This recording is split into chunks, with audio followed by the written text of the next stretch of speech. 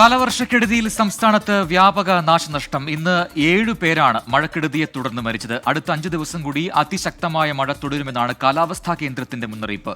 ഇന്ന് 8 ജില്ലകളിലാണ് red alert. പല നദികളും കരകവിഞ്ഞതോടെ തീരവാസികളെ മാറ്റിപ്പാർപ്പിച്ചു.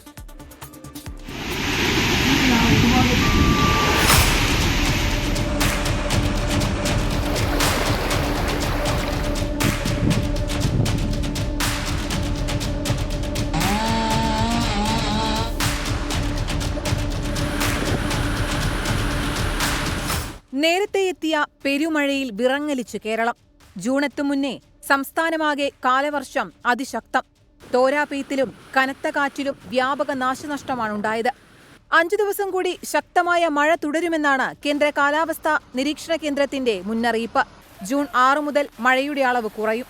മെയ് 30 മുതൽ ജൂൺ 5 വരെ കേരളത്തിൽ പൊതുവെ എല്ലാ ജില്ലകളിലും ശക്തമായിട്ടുള്ള മഴ സാധ്യത പറയുന്നുണ്ട്. ജൂൺ 6 മുതൽ 12 വരെ എല്ലാ ജില്ലകളിലും മഴ സാധ്യതയുണ്ടെങ്കിലും സാധാരണ ഈ കാലയളവിൽ ലഭിക്കുന്നതിനേക്കാൾ കുറഞ്ഞ മഴയെ ഉണ്ടാകുള്ളൂ എന്നുള്ളതാണ് ഇപ്പോൾ ലഭിക്കുന്ന മറ്റൊരു വിവരം. വിഴിഞ്ഞത്ത് വള്ളം മറിഞ്ഞ മത്സ്യത്തൊഴിലാളി ആന്റണി മരിച്ചു. എറണാകുളം തിരുമാറടിയിൽ മരം വീണ് 80കാരി അന്നക്കുട്ടി ചാക്കോയ്ക്ക് ദാരുണാന്ത്യം. കാസർഗോഡ് പാലാക്കുന്ന് സ്വദേശി സിദ്ദിഖ് ഒഴുക്കിൽപ്പെട്ടു മരിച്ചു. എറണാകുളം വടക്കേക്കരയിൽ കെട്ടിടത്തിന്റെ മുകളിൽ നിന്ന് കോൺക്രീറ്റ് കട്ട വീണ പരിക്കേറ്റ് ചികിത്സയിലായിരുന്ന യുവതി മരിച്ചു. ആര്യയാണ് മരിച്ചത്. അപകടത്തിന്റെ CCTV ദൃശ്യങ്ങൾ പുറത്തുവന്നു.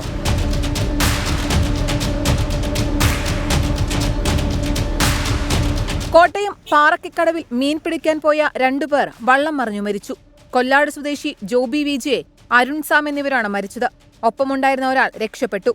തിരുവനന്തപുരം വിഴിഞ്ഞത്ത് മീൻപിടുത്തത്തിന് പോയി കാണാതായ ആൾക്കായി തിരച്ചിൽ തുടരുകയാണ്. 1894 പേരെയാണ് 66 ദുരിതാശ്വാസ ക്യാമ്പുകളിലായി മാറ്റിപ്പാർപ്പിച്ചത്. ഇതുവരെ പ്രളയസാധ്യത പ്രവചിച്ചിട്ടില്ലെന്ന് സംസ്ഥാന സർക്കാർ വ്യക്തമാക്കി. ഡാമുകളിൽ വെള്ളം നിർത്തരുതെന്നും എന്നാൽ രാത്രി വെള്ളം തുറന്നുവിടരുതെന്നുമാണ് നിർദ്ദേശം. വിവിധ ബ്യൂറോകൾക്കൊപ്പം ന്യൂസ് ഡെസ്ക് 24.